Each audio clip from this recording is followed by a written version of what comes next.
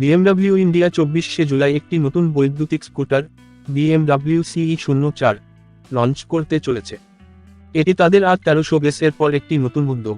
CE04 এর দাম C400 এর চেয়ে বেশি হবে, যার দাম 11-25 লাখ টাকা, এবং এটি একটি অনন্য ফিউচারিস্টিক ডিজাইন নিয়ে আসছে।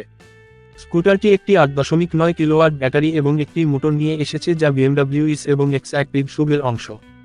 এর মোটর 42 bhp এবং 62 Nm টর্ক উৎপাদন করতে সক্ষম। স্কুটারটির একটি 10.25 ইঞ্চি হরিজন্টাল স্ক্রিন রয়েছে, যা 3 সিরিজ সেডানের মতো। এছাড়াও এতে রয়েছে LED হেডলাইট, কিলেস অ্যাক্সেস, 3টি ride mode, ASC, dual channel ABS এবং আরও অনেক কিছু।